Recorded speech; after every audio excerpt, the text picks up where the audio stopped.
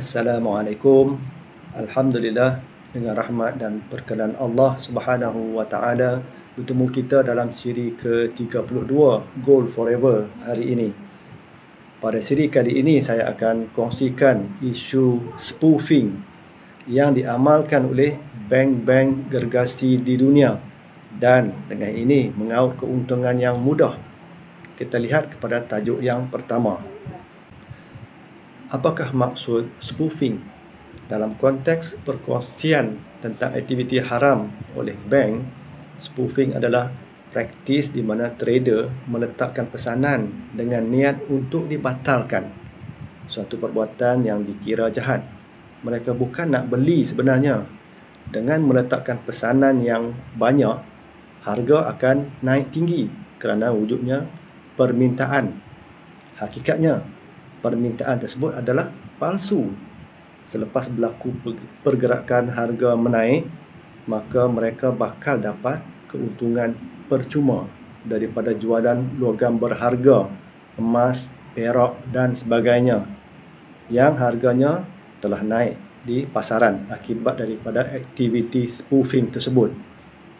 Ini kerana ramai menunggu pergerakan harga menaik untuk mula membeli emas. Lagi tinggi harga naik, lagi tinggi dorongan emosi manusia untuk membeli kerana bimbang hilang peluang untuk beli emas selepas itu. Maka yang buat untung sebenarnya adalah bank-bank gergasi tersebut yang bertindak di belakang tabir menyebabkan harga naik mencana.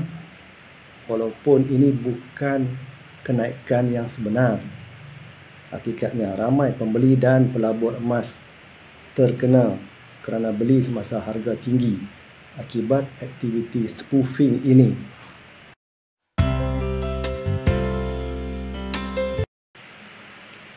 Kita masuk pada tajuk yang berikutnya, penalti 1 bilion USD. Biasanya bank ada bahagian pelaburan, investment arm, dan antara aktiviti bahagian ini adalah logam-logam berharga.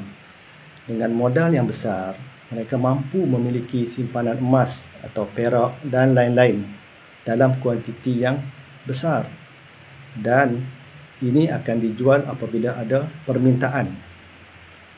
Paparan adalah hasil carian Google yang menunjukkan laporan beberapa media arus perdana yang terbaru seperti Bloomberg, Financial Times dan Wall Street Journal baru-baru ini.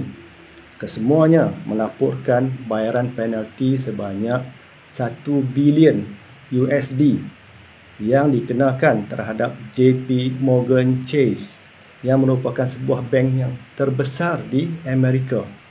Ianya berkaitan manipulasi dalam pasaran logam berharga seperti emas dan perak yang telah dipraktiskan sejak lebih 1 dekad. Yang menariknya, penyelesaian ini diramalkan tidak akan mempengaruhi perniagaan bank tersebut.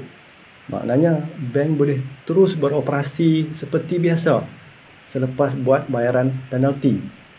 Wang 1 bilion USD nampak besar bagi kita, tapi sebenarnya bagi bank tersebut yang telah buat untung berbilion dolar, ianya tiada masalah.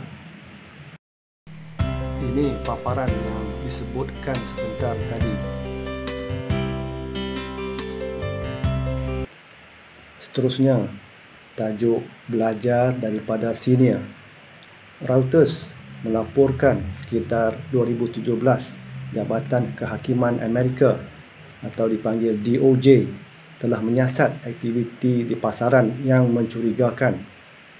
Penyelesaian yang dicadangkan akan membenarkan bank mengelak daripada dakwaan aktiviti haram tersebut. Boleh dibincang dan buat penyelesaian. Mudah betul kalau libatkan penipuan wang jutaan bilion dolar. Disebutkan juga bahawa 2 orang bekas trader JP Morgan telah mengaku bersalah membuat ribuan pesanan palsu untuk memanipulasi harga logam berharga antara tahun 2007 ke 2016. Paparan ini menyatakan bahawa kesalahan penalti bagi spoofing diperkenalkan untuk membersihkan Wall Street selepas krisis kewangan pada tahun 2008 yang lalu.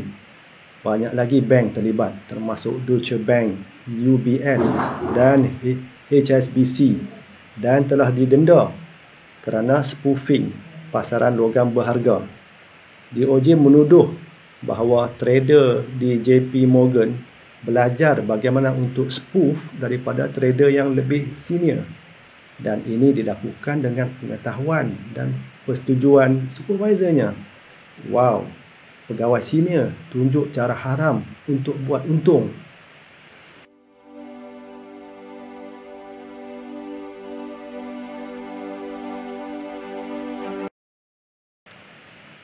Baik, kita masuk kepada tajuk yang terakhir, iaitu manipulasi pasaran. Penalti oleh DOJ terhadap bank JP Morgan ini adalah yang terbesar bagi kes spoofing. Di samping itu, JP Morgan juga disaman oleh beberapa pihak lain yang mendakwa mereka kerugian $30 juta.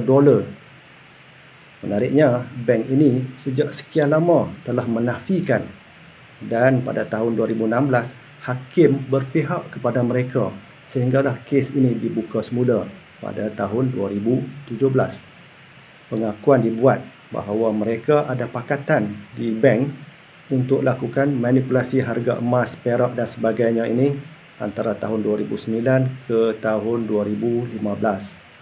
Jelas di sini bahawa perbuatan jahat yang mengakibatkan ramai kerugian ini direstui dan diwarisi oleh pihak atasan di dalam bank tersebut.